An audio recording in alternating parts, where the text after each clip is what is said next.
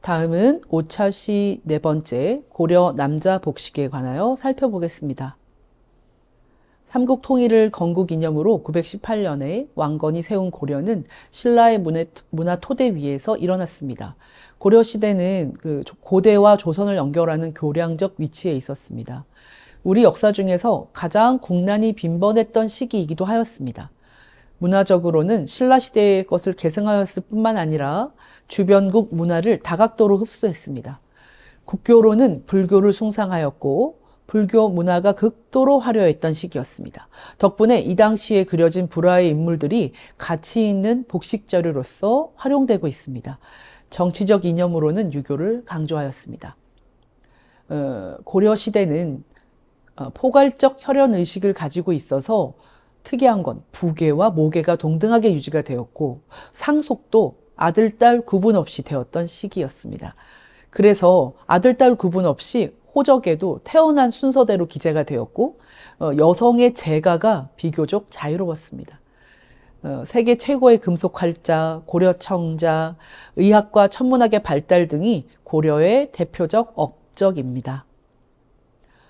고려시대 신분제에는 새롭게 중류층이 나타납니다. 이들도 역시 지배 계층에 속합니다. 복식의 변화는 상류층 및 중류층, 즉 지배계층에서 이루어진 변화이고 서민층에서는 삼국시대 이래 큰 변화 없이 유지되어 왔습니다.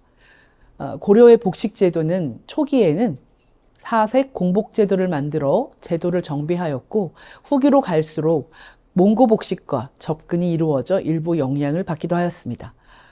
고려의 복식은 삼국시대에 비해 유물자료가 좀 부족한 편이 아쉽습니다만 고려 불화에 나타난 시각자료를 통해서 연구한 자료를 중심으로 또 살펴보겠습니다.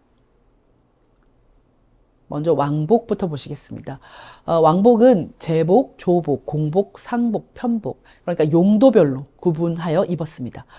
제복은 사직과 태묘, 선농의 제사를 지낼 때 입었는데 그 구성은 면류관을 쓰는데 면판, 지금 그림 보시면서 같이 따라가시겠습니다. 그래서 머리에 쓴 모자를 보시면 됩니다. 이 관은 면판, 검은 판 보이시죠? 그 검은 판에 겉은 지금 까만데요. 얘를 안쪽으로 돌아서 보시면 안은 붉은색으로 안을 되었습니다. 그래서 구슬을 달았어요. 앞뒤로 9줄을 면판 앞뒤에 달아서 이제 걸으면 이 구슬이 굉장히 이제 움직이면서 이게 율동감을 주는, 네. 그래서 이렇게 면판 앞뒤에 9줄을 달았고, 청색의 귀마기 옥과 솜을 매단 끈을 옆으로 이렇게 늘어뜨렸습니다. 그 면류관은 실제로 임금의 샤먼으로서의 역할을 의미하는데 이는 현실 세계와의 격리를 위한 것으로 이렇게 구슬을 늘어뜨리면 눈의 밝음을 가리고 귀마기용 옥과 솜은 귀 밝음을 막는 것이었습니다. 이 사람들은 이 상태에서는 그러니까 면류관을 쓰고 곤복을 입었는데요.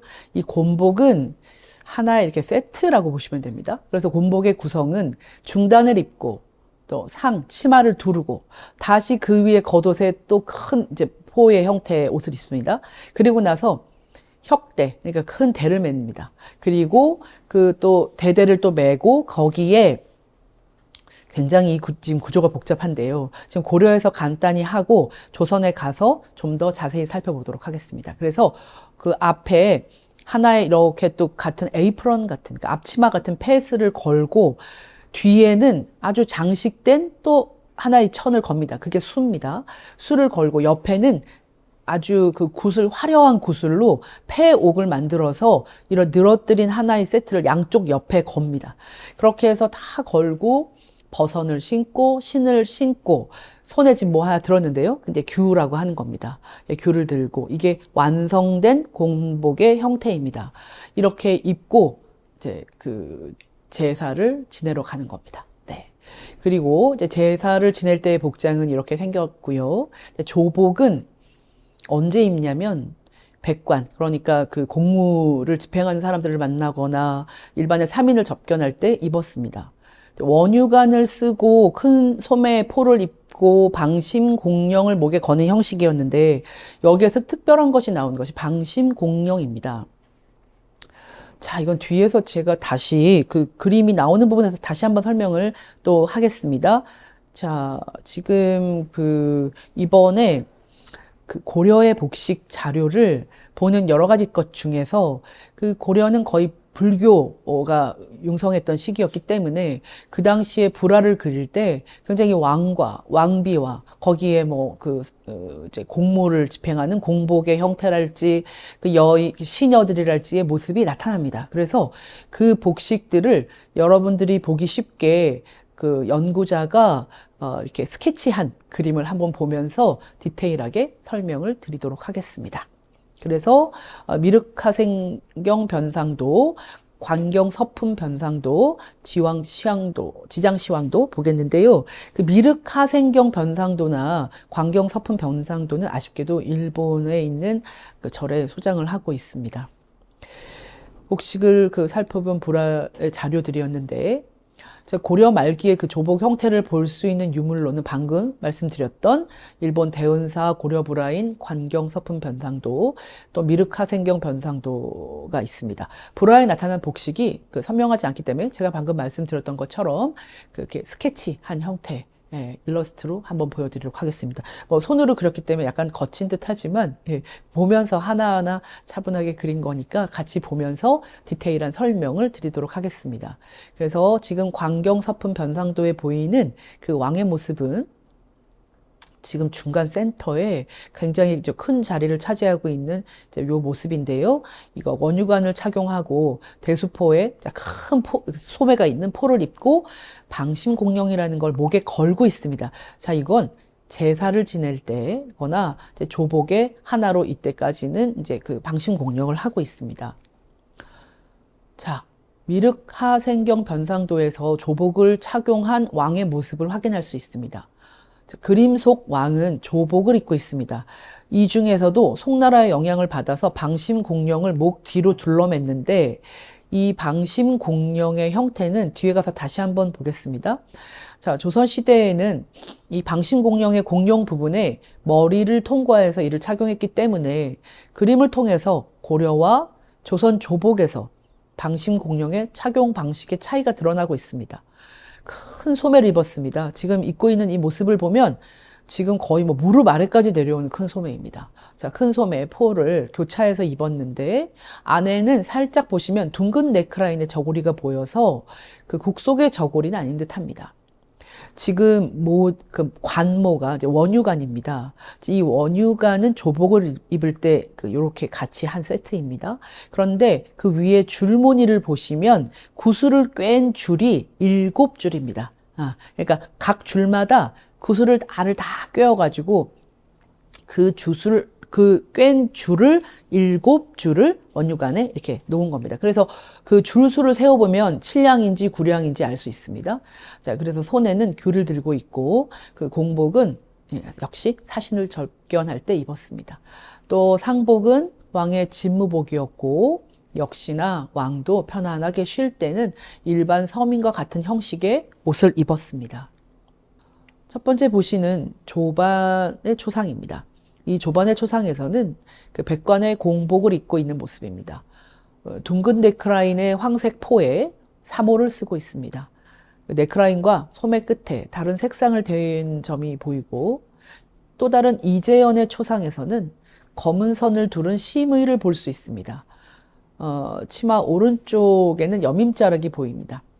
대를 묶은 허리 부분은 소매로 가려져서 보이지 않지만 늘어뜨린 끈을 볼 수 있습니다. 다음은 해인사 비로자나 불상에서 나온 요선 천릭입니다.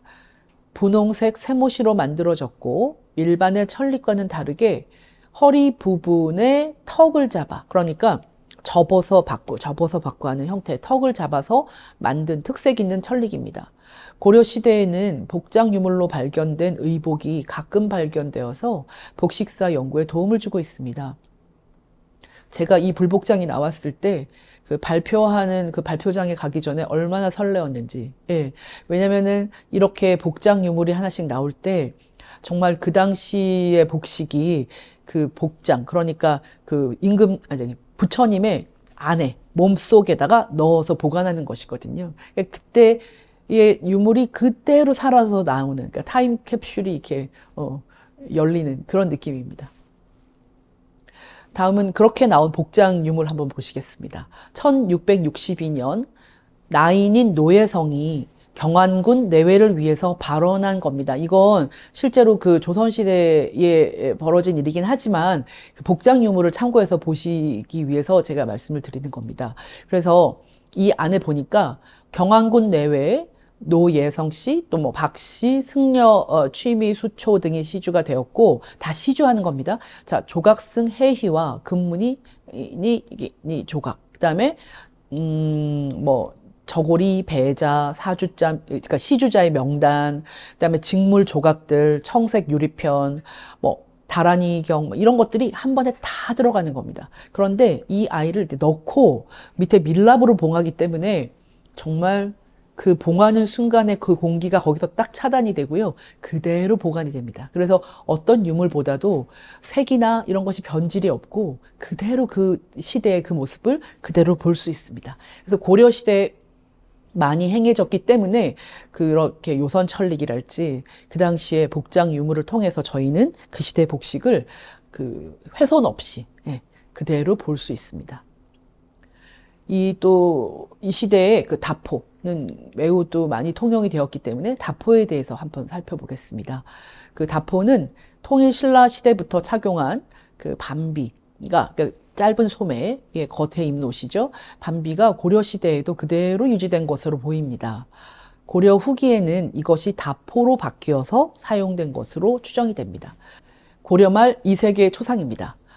이색의 초상을 살펴보면 붉은 빛의 달령포에 대를 하고 있습니다.